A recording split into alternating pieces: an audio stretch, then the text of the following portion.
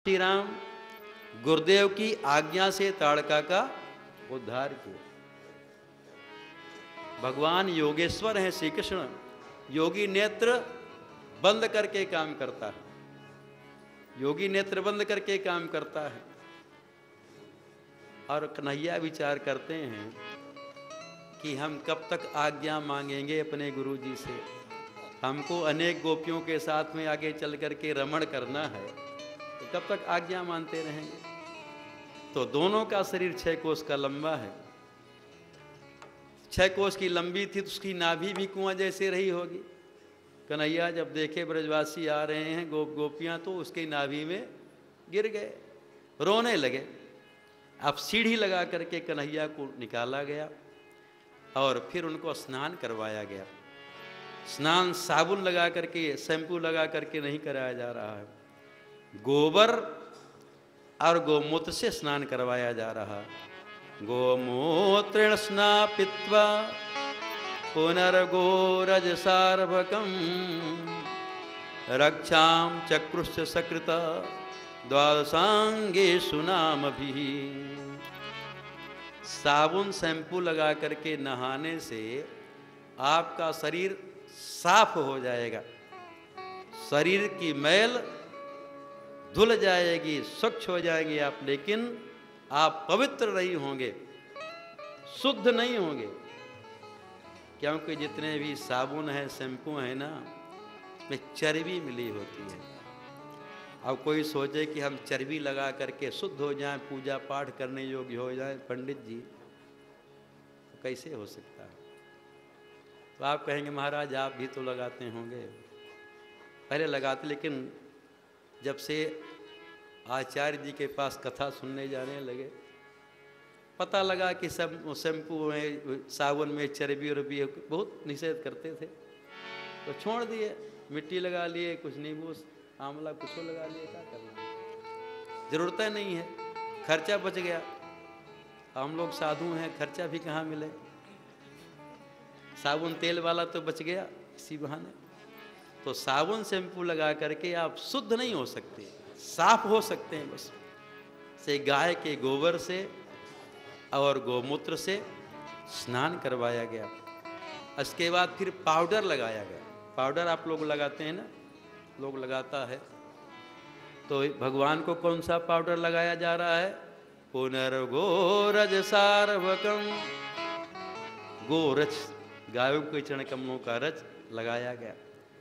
फिर अब राक्षसी की दृष्टि पड़ गई पूतना की, तो झाड़ा भी लगाया जा रहा है।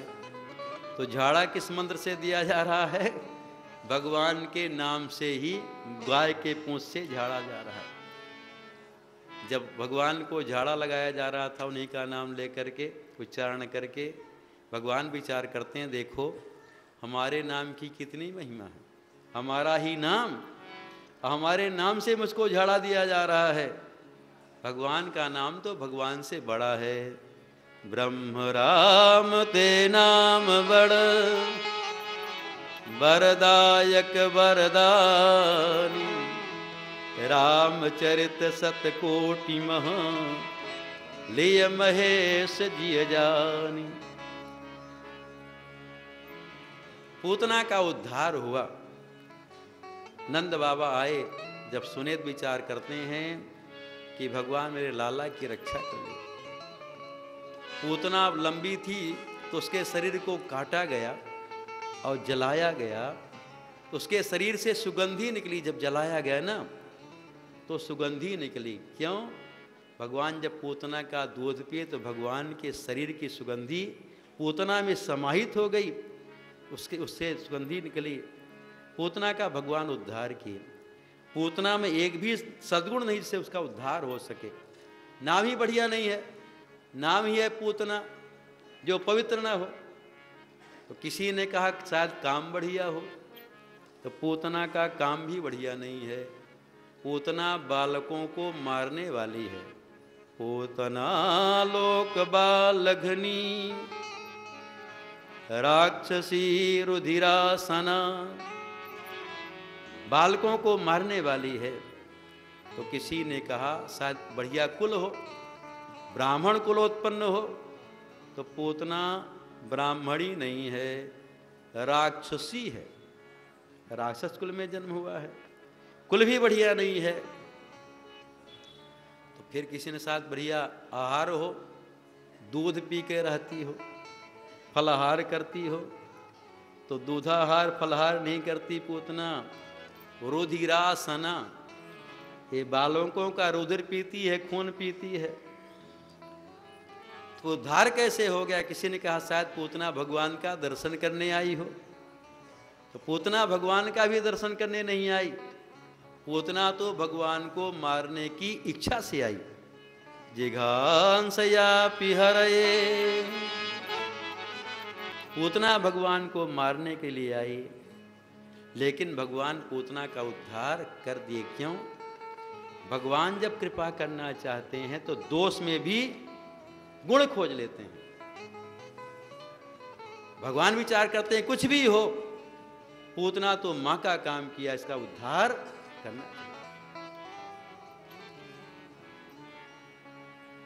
जनयव गुण प्रभु मान न काऊ, दीन बंधुवती मृदुल स्वभाव। जनयव गुण प्रभु मान न काऊ, दीन बंधुवती मृदुल स्वभाव। जनयव गुण प्रभु मान न काऊ, दीन बंधु अति मृदुल स्वभाव। जनयव गुण प्रभु मान न काऊ, दीन बंधु अति मृदुल स्वभाव। भगवान दोष में भी गुण खोज लेते हैं। पूतना का उद्धार हुआ। जब सुखदेव जी पूतना उद्धार की कथा को श्रवण करते हैं, विचार करते हैं, इतना कृपालु कौन ठाकुर होगा जो मारने वाले का भी उद्धार कर दे अपना धाम प्रदान के लिए। इतने कृपालु भगवान श्री कृष्ण हैं। गोस्वामी तुलसीदास जी कहते हैं, श्री राम से प्रार्थना करते हुए कहते हैं, प्रभु मैं किसकी शरण में जाऊं? जितने भी संसार के देवी देवता हैं स्वयं माया के चक्कर में, जो स्वयं माया के चक्कर में है वो माया से मुक्त नहीं कर सकता। माया के चक्कर से वही छुटकारा दे सकता है, मुक्ति दे सकता है जो स्वयं माया से मुक्त हो। गोस्वामी जी कहते हैं, देव दनुज नर नाग मनुज सब, माया विवश विचारे, तिनके हाथ दास तुलसी प्रभु कहा अपन पौहारे। संसार के जितने भी देवी देवता हैं स्वयं माया के चक्कर में हैं, हम उनकी शरण में चले जाएं तो हमारी रक्षा कर नहीं सकते। जाऊं कहाँ चरण तिहारे, जाऊं कहाँ चरण तिहारे, जाऊं कहाँ चरण तिहारे, जाऊं कहाँ चरण तिहारे। काको नाम पतित पावन जग, काको नाम पतित पावन जग।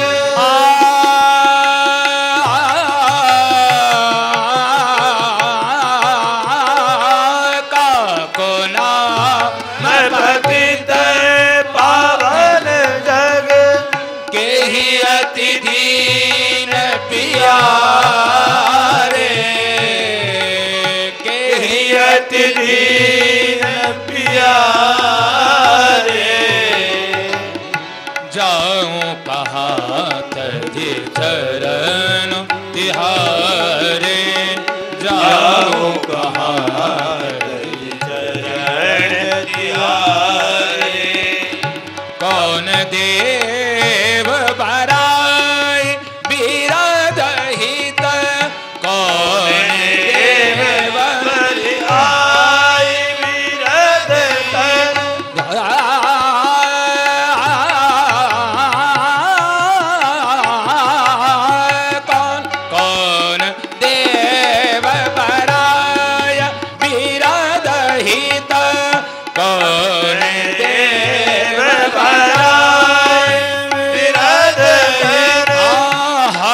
हठी अधम है उधारे, हठी हठी अधम उधारे, खग मृग व्याधो पाषाण बीटप जड़, खग मृग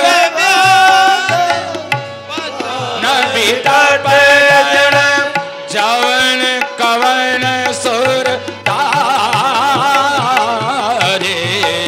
जाओ कहा तज चरण तुम्हारे, जाओ कहा तज चरण तिहारे, जाओ कहा तज चरण तिहारे, जाओ कहा तज चरण तिहार, देव दनुज मुनि नाग मनुज सब, देव दनुज मुनि नाग मनुज सब, देव दनुज मुनि नाग, देव दनुज मुनि नाग, मुनि मुनि मुनि नाग मनुज सब, देव दनुज मुनि नाग मनुज सब, माया विवश विचार, माया विवश विचार, तिनके हाथ दास तुलसी प्रभु, तिनके हाथ दास तुलसी प्रभु, कहाय पन पहुहारे, कहाय पन पहुहारे, जाऊं कहा तज चरण तिहारे, जाऊं कहा तज चरण तिहारे, जाऊं कहा तज, जाऊं कहा तज, जाऊं कहा चरण। उतना का भगवान उद्धार किए।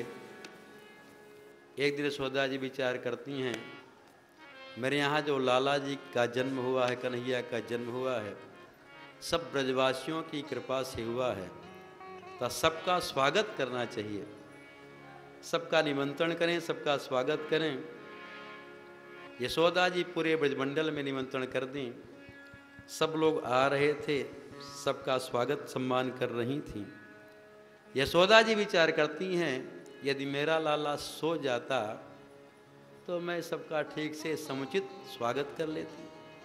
कन्हैया विचार करते हैं, जब मैया की इच्छा कि मैं सो जाऊं, तो कन्हैया अपना आंख बंद कर लिए, सोने का नाटक किए सो गए। यशोदा जी क्या की, कन्हैया के पालने को बाहर आंगन में एक बैलगाड़ी के सकट के नीचे रख दी और उसके ऊपर में घर का सामान, दूध दही का मटका रख दी। आज कंस सक्टासुर को भेजा, वो सक्टासुर गाड़ी में बैठ करके, सकट में बैठ करके भगवान को मारना चाहा। भगवान श्री कृष्ण अपने चरण का प्रहार किए, गाड़ी पलटी, उसमें दब करके सक्टासुर समाप्त हो गया। बोले सक्टासुर मर्दन भगवान श्री कृष्ण। सक्टासुर समाप्त हो गया। सब बालक कहते हैं मैया नंद बाबा से कि लाला ने ही गाड़ी को पलटा, लेकिन किसी को विश्वास हो नहीं रहा था, इतना छोटा लाला इतनी विशाल गाड़ी को कैसे पलट देगा। कन्हैया सक्टासुर को समाप्त कर दिए, भगवान गाड़ी को क्यों पलट दिए? यदि हम मान लीजिए गृहस्थी ही गाड़ी है, बैलगाड़ी में 2 पहिए होते हैं, उसी प्रकार से पति पत्नी 2 पहिए हैं। यदि हम गाड़ी की के नीचे भगवान को कर देंगे और भगवान को गाड़ी के पीछे कर देंगे तो भगवान हमारी आपकी गाड़ी को पलट देंगे। तो भगवान को ना पीछे करना है ना नीचे करना है। हम लोग अपने गाड़ी की लगाम भगवान के हाथ में दे दें, संचालन भगवान के हाथ में हो जाए तो गाड़ी ठीक से चलेगी। जब महाभारत में युद्ध हो रहा था, कर्ण दुर्योधन से कहता है कि जिस प्रकार का सारथी अर्जुन के पास में है वैसा सारथी मेरे पास नहीं है, जो ऐसा सारथी मेरे पास में हो मैं तुमको विजय प्राप्त करा दूंगा। तो कर्ण कहता है अरे शल्य भी तो सारथ करता है, बढ़िया सारथ करता है। तो दुर्योधन जब बोला कर्ण बढ़िया सारथ करता है, शल्य बढ़िया सारथ करता है, तो कर्ण ने शल्य को सारथी बनाया। ये सारथी यदि बढ़िया नहीं तो विजय मिलेगी नहीं। जब कर्ण बाण मारने के लिए तैयार हो तो शल्य कहे तुम क्या मारोगे, उसके उत्साह को ही भंग कर देता था। तुम क्या मारोगे, तुम जीत नहीं पाओगे। इसलिए कर्ण की पराजय हुई, अर्जुन के सारथी भगवान श्री कृष्ण थे, उनकी विजय हुई। तो सारथी बढ़िया होना चाहिए। सारथी क्या है, रामचरितमानस में जब भगवान श्री राम रावण का युद्ध हो रहा था, श्री राम नंगे पांव हैं, उनके पास कोई वाहन भी नहीं, रथ भी नहीं है।